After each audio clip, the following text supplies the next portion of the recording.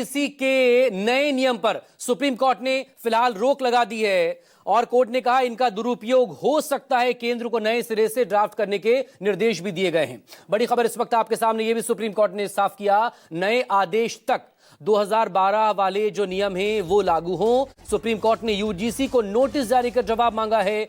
सरकार को उच्च स्तरीय कमेटी गठित करने के निर्देश दिए हैं। सुप्रीम कोर्ट में अब इस मामले में अगली सुनवाई 19 मार्च को होगी। उससे पहले सभी लोगों को अपना पक्ष भी देना होगा और इसको लेकर अपडेट भी वहां पर पहुंचानी होगी। दरअसल यूनिवर्सिटी ग्रांट्स कमीशन यूजीसी के नए नियमों पर अगले आदेश तक सुप्रीम कोर्ट की यह रोक है। वही आदेश, वही रेगुलेशन जो कि पिछले दिनों जारी किए गए थे और इसको लेकर खासा हंगामा हुआ था। अशोक तिवारी लखनऊ यूनिवर्सिटी से इस वक्त मेरे सहयोगी हमारे साथ जुड़ गए हैं। अशोक, सुप्रीम कोर्ट ने फिलहाल के लिए रोक लगा दी है, अगली सुनवाई 19 मार्च को होगी, लेकिन इस सब के बीच हमने ये भी देखा कि जब यूजीसी का ये रेगुलेशन आया था तो कैसे इसका विरोध हुआ सड़कों पर, और खुद बीजेपी के अंदर से ही नेताओं ने इसका विरोध किया था और सड़कों पर बाकी छात्र नजर आए थे।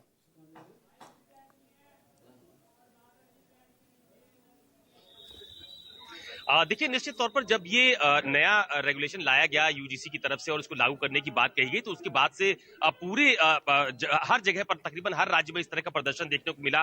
उसको लेकर छात्रों के बीच बहुत ज्यादा नाराजगी भी थी। इस वक्त मैं जहां पर मौजूद हूं, दरअसल ये लखनऊ विश्वविद्यालय है और यहाँ पर भी यूजीसी के नए नियम को लेकर बहुत जबरदस्त विरोध प्रदर्शन किया गया था। मेरे साथ बहुत सारे स्टूडेंट्स यहाँ पर मौजूद है, उनसे बात करता हूँ। क्या नाम है? मेरा नाम संजराज प्रताप सिंह है। क्या पढ़ते हो आप यहाँ पे? मैं यहाँ बीकॉम का छात्र हूँ। अच्छा, मुझे बताओ, आपकी ये जो यूजीसी का नया नियम था उस पर सुप्रीम कोर्ट ने रोक लगा दी है, कैसे देख रहे हो आप लोग? हम लोग सुप्रीम कोर्ट के नियम का स्वागत करते हैं, उनको धन्यवाद कर रहे हैं और उनको धन्यवाद करते हुए हम उनका शुक्रिया अदा कर रहे हैं कि उसने यूजीसी बोर्ड के इस जो बंटवारे की फरमान थी उसको लतार लगाया है। ठीक, और हम लोग विश्वविद्यालय में एक साथ बैठने का। अशोक प्लीज आप मेरे साथ बने रहिएगा। प्रभाकर मिश्रा सुप्रीम कोर्ट से मेरे साथ जुड़ गए हैं, तो जरा पहले उनसे बात कर लेते हैं, फिर आपके और स्टूडेंट्स के पास हम बात आएंगे। प्रभाकर, सुप्रीम कोर्ट पर सबकी नजरें टिकी हुई थी यूजीसी के इस रेगुलेशन को लेकर और वहां से रोक लगा दी गई है अगले आदेश तक। अब 19 मार्च को इस मामले में अगली सुनवाई होगी। डिटेल आपसे समझना चाहेंगे, किस तरह के डायरेक्शंस इसमें हैं, सरकार के लिए किस तरह के निर्देश हैं, और यह भी कि भाषा को स्पष्ट करें विशेषज्ञ जो इस रेगुलेशन की है, जिसको लेकर सवाल भी थे। देखिए, इस रेगुलेशन को लेकर के जो आपत्तियां हैं और जो सुप्रीम कोर्ट के सामने आपत्तियां दर्ज कराई गई, उसमें एक आपत्ति ये थी कि जो यहाँ पर डिफिनीशन किया हुआ है उसके लिए कि जातिगत भेदभाव का, उसमें SC, ST, OBC का तो जिक्र है, बाकी छोड़ दिया गया है, मतलब जनरल कास्ट को छोड़ दिया गया है और ये कहा गया कि ये जो परिभाषा है वो संविधान सम्मत नहीं है, वो समता के अधिकार के खिलाफ है, फंडामेंटल राइट के खिलाफ है। दूसरी बात ये कि जनरल कास्ट के बच्चों के साथ अगर किसी तरह की दिक्कत होती है, किस तरह का भेदभाव, किस तरह का शोषण होता है, उसके लिए कोई मैकेनिज्म नहीं है। इस तरह की बातें कोर्ट के सामने की गई। कोर्ट ने माना कि जो रेगुलेशन की जो लैंग्वेज है, जो परिभाषा दी गई है, वो इतनी अस्पष्ट है कि उस पर काम किए जाने की जरूरत है, उसको और डिफाइन किए जाने की जरूरत है, नहीं तो उसमें जो एम्बिग्विटी है, जो अस्पष्टता है, उससे दिक्कत होगी। दूसरी बात, एक और चीज हुई, जो टिप्पणी आई है कोर्ट की तरफ से, जस्टिस सूर्यकांत ने एक टिप्पणी की कि आजादी के 75 साल से अधिक समय हो गया, हम एक जाति विहीन समाज की तरफ बढ़ रहे थे। उनकी ये टिप्पणी है कि हम एक जाति विहीन समाज की तरफ बढ़ रहे थे और ऐसे में इस तरह का रेगुलेशन जो बिल्कुल जाति आधार पर है, उन्होंने कहा कि ऐसे में एक इस तरह का रेगुलेशन कहीं ऐसा तो नहीं कि हम बैकवर्ड डायरेक्शन में जा रहे हैं, यानी कि हम उस जाति व्यवस्था के जंजीर में फंसते जा रहे हैं जो आज से जो पहले थी और जिसे हम तोड़ने की कोशिश कर रहे हैं। तो ये सुप्रीम कोर्ट की एक टिप्पणी थी और फिर कोर्ट ने, ये सुप्रीम कोर्ट की तरफ से कहा गया कि इस रेगुलेशन में जो को देखते हुए, उसके प्रावधानों को देखते हुए, अगर हम इसमें इस समय दखल नहीं देते हैं तो इसका परिणाम गंभीर होगा। और मैं फिर याद दिलाना चाहूंगा कि कल जब इस मामले की सुनवाई के लिए इस मामले को वकील मेंशन कर रहे थे तो उन्होंने कहा कि माय लॉर्ड, एक मामला है यूजीसी का और हम चाहते हैं कि इस मामले में तत्काल सुनवाई हो, कि इस मामले में इसमें ये फला कमियां हैं। तब CJI जस्टिस सूर्यकांत ने कहा था कि हमें हम स्थिति से अवगत हैं। स्थिति से अवगत होने का मतलब मैं जो समझ पाया कि इस मसले को लेकर कितना आक्रोश है, लोगों में कितनी आशंकाएं हैं, कितना भय है। और दूसरी बात, एक बात और मैं जोड़ूं कि कोर्ट में सुनवाई के दौरान ये भी बात उठी कि इसका कितना मिसयूज हो सकता है। ये उदाहरण बताने के लिए कोर्ट में सुनवाई के दौरान एक पार्टी की प्रवक्ता के उस बयान का भी जिक्र किया गया जहां पर यह कहा गया कि सवर्ण फंसाए ही जाने चाहिए। ये बात सुप्रीम कोर्ट में सुनवाई के दौरान भी कही गई। तो सुप्रीम कोर्ट ने को लगा है कि इसमें इसके प्रावधानों में कुछ दिक्कतें हैं और ये भी कि अगर इस तरह के रेगुलेशन से अभी जो स्थिति है उसमें विभाजनकारी और भेदभाव पैदा होगा, तो सुप्रीम कोर्ट ने एक सुझाव दिया है कि एक कमेटी का, उच्च स्तरीय कमेटी का गठन किया जा सकता है जिसमें इमिनेंट पर्सनालिटी होंगे, अलग अलग विधाओं के अलग अलग जानकार होंगे और एक ऐसी कमेटी बनाई जा सकती है जो इस पर विचार करे कि विश्वविद्यालयों में, कॉलेजेस में जहां बच्चे पढ़ते हैं वहां के लिए कुछ इस तरह का मैकेनिज्म डेवलप किया जाए जहां सब लोग साथ साथ पढ़ सके बिना किसी भेदभाव के, बिना किसी उत्पीड़न के। क्या ऐसा संभव है? तो कोर्ट ने यह बात सरकार पे छोड़ी है, सरकार को सलाह देने के लिए कहा है। तो 19 तारीख तक सरकार को और चुनाव आयोग को जवाब देना है। सुप्रीम कोर्ट में चूंकि नोटिस जारी किया है, तो यह जब जवाब आएगा मकसूद तो उसके बाद से इस पर विस्तार से सुनवाई होगी। एक बात और कि ऐसा नहीं कि कोई रेगुलेशन बनता है तो चूंकि इस पर भी विचार विमर्श तो हुआ होगा, लेकिन शायद वो विचार विमर्श उस तरह नहीं हुआ या किसी पूर्वाग्रह से ग्रस्त होकर के विचार विमर्श हुआ होगा। तो अब वो जो कमियां रह गई हैं, जो त्रुटि रह गई है, देश की सबसे बड़ी अदालत में सुनवाई होगी। जिन्हें इस रेगुलेशन से दिक्कत थी वो यहाँ आए हैं। इसके खिलाफ अब भी कुछ याचिकाएं आएंगी, न कुछ नई याचिकाएं भी आएंगी और फिर दोनों पक्ष होंगे। वो पक्ष जो इस रेगुलेशन के पक्ष में होगा, दूसरे वो जो आए हुए हैं जो इसके खिलाफ हैं, और तब फिर सुप्रीम कोर्ट में विस्तार से चर्चा होगी। सरकार की भी राय आएगी और यूजीसी की भी राय आएगी। सरकार कहीं भी खड़ा होकर के, सॉलिसिटर जनरल यहाँ खड़ा हुए थे तो उन्होंने कभी भी उस रेगुलेशन को डिफेंड करने की कोशिश नहीं किया। ये भी एक इंटरेस्टिंग बात है। तो मतलब ये कि कहीं न कहीं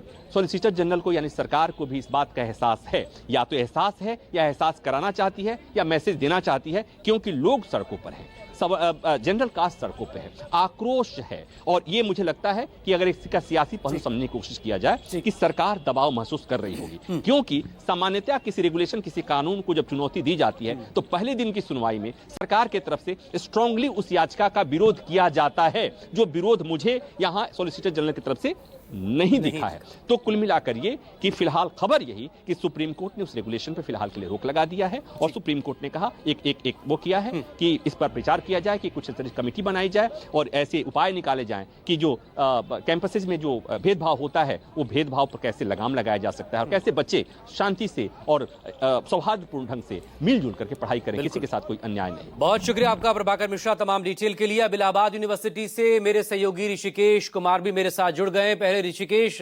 आप छात्रों की बातें मुझ तक पहुंचा दें। अशोक तिवारी भी मेरे साथ लगातार बने हुए लखनऊ यूनिवर्सिटी कैंपस से। ठीक, ऋषिकेश पहले आप।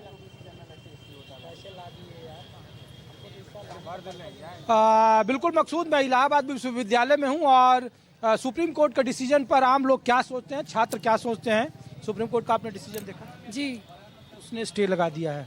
जी। तो मेरा तो ये मानना है कि ये कानून पर स्टे लगाना मतलब इस पूरे न्याय व्यवस्था के फांसीवादी चेहरे को ही दिखाता है, जो अब तक उत्पीड़न चलता आया है और जिसमें कि सत्ता का भी एक सह शामिल होता रहा है। उसी सह का एक नतीजा है कि सुप्रीम कोर्ट भी उन्हीं के साथ खड़ी है और सुप्रीम कोर्ट भी उन्हीं के चरित्र को स्पष्ट करते हुए इस पे स्टे लगा दी है। क्या नाम है आपका? मेरा नाम निधि है, मैं दिशा शास्त्र संगठन से हूँ। और मतलब इस पे स्टे जो लगा है, सबसे पहले सवाल तो होना चाहिए कि जो उसमें एक अलग बनाम बना दिया जा रहा है कि इनके बनाम उनके बनाम है, तो इसमें सबसे पहले बनाम पिछड़ा, हाँ मतलब उसमें तो लिखा है ना कि अगर आप आर्थिक तौर पे कमजोर है तो उसमें तो आ जाते हैं ना जनरल कैटेगरी के लोग, उसमें शामिल है उद्देश्य। आपको मैं दिखा देती हूँ, देखिए शामिल है। तो मतलब सबसे पहले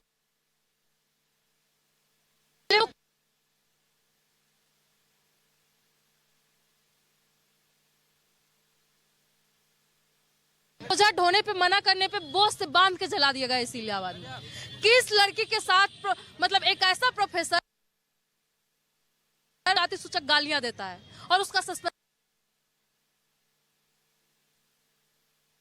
लेकिन एक जो मसला हमारा था जो इसमें लूप होल जांच पड़ताल करेगी, उसका कोई स्पष्टीकरण नहीं है कि वो इलेक्टेड होगी या लोग हैं या फिर जो जिनकी पहुंच राजनीतिक तौर पे, वो उनके कठपुतली बन के रह जाएगी। उसमें भी तो SC, ST और OBC के लोग होंगे। सुप्रीम कोर्ट ने इसलिए कमेटी बनाने के लिए कहा, और लेकिन वो जनता डिसाइड करे ना।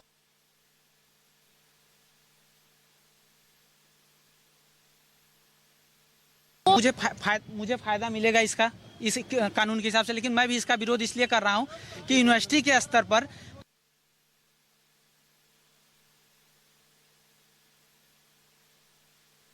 फांसीवादी बोल रहे हैं कि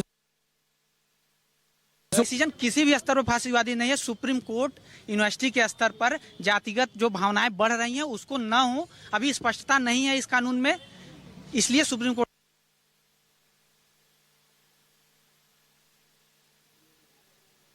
विश्वविद्यालय परिवार की बहन है। होता।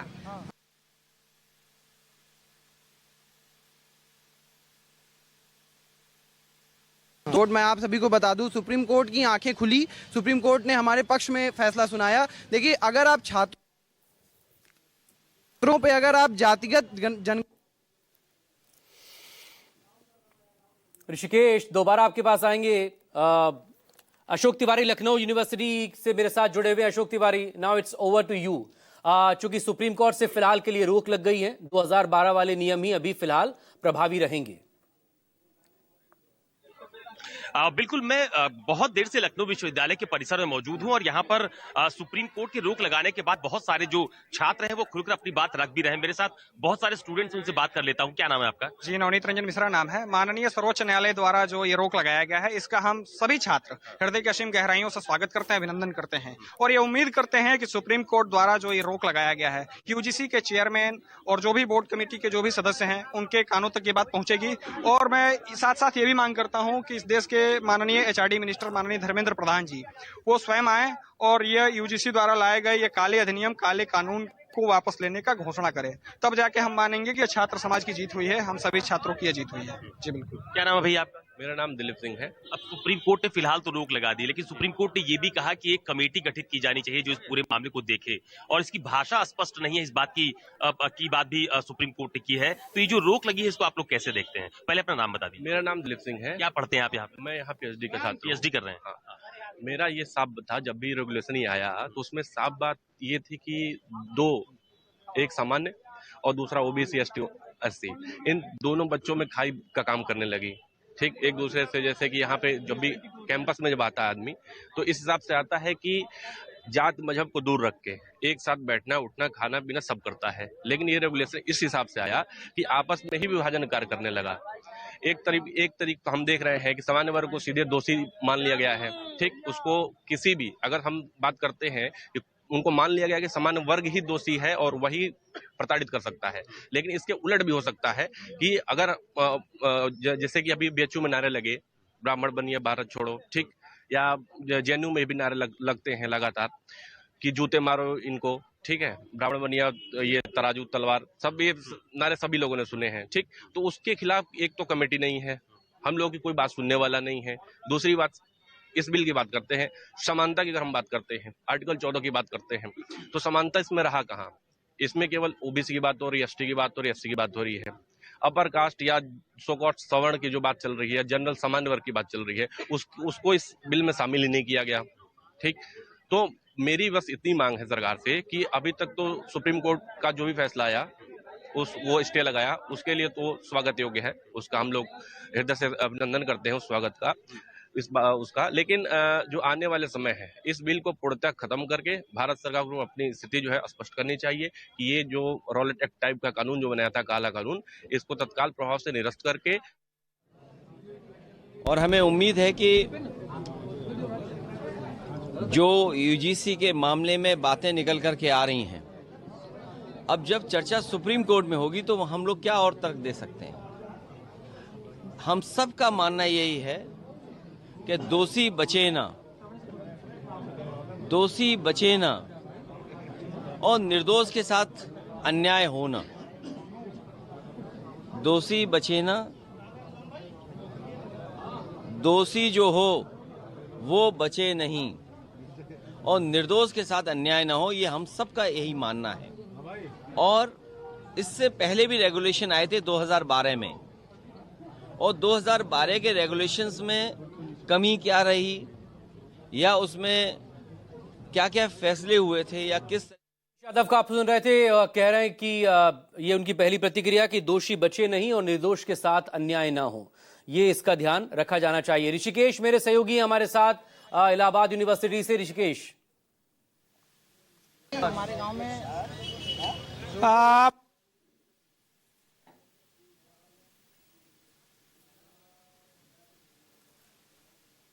लगता है कि रेगुलेशन होना चाहिए, को लगता है कि इसमें,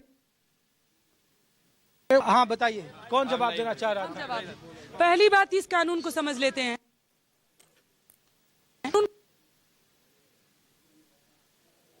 पहले जो ये कानून आया है, इसको भारत जैसे देश में बहुत पहले आ जाना चाहिए था। लेकिन ये सोचने वाली बात है कि आज़ादी के 78 अभी गणतंत्र हम लोग मनाए हैं गणतंत्र दिवस में। आप सोचिए कि आज़ादी के 78 साल बीतने के बाद और 26 जनवरी अभी मनाए हैं, उस देश में हमें ऐसे असमानताओं को लेकर के कानून बनाने की जरूरत पड़ रही है। और 12 में तो ये था ना गाइडलाइन,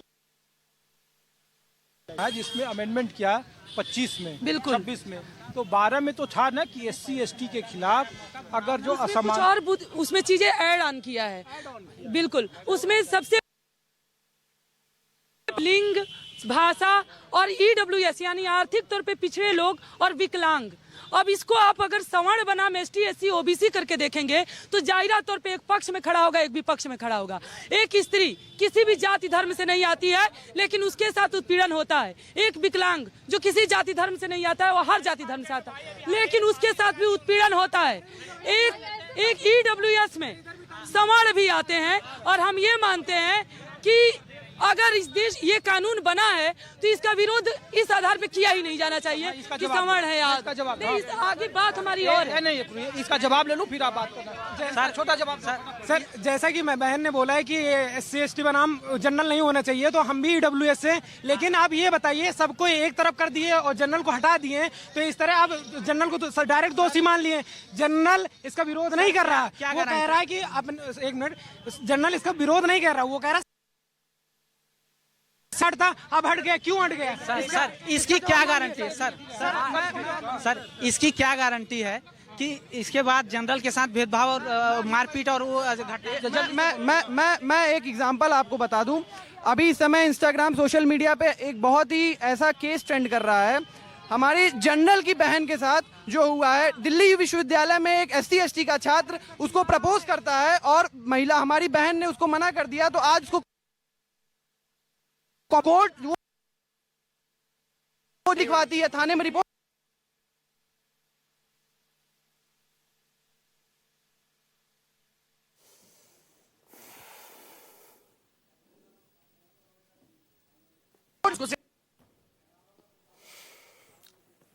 तो लगातार छात्रों की प्रतिक्रियाएं को आप सुन रहे हैं इलाहाबाद यूनिवर्सिटी कैंपस से भी और लखनऊ यूनिवर्सिटी कैंपस से भी।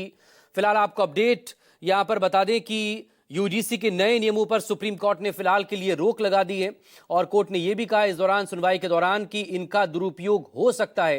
केंद्र को निर्देश दिए गए हैं नए सिरे से ड्राफ्ट तैयार करने के। 19 मार्च को अब इस मामले में अगली सुनवाई यहां पर होनी है। रुकेंगे, खबरें जारी हैं, आप देखते रहिए News 24।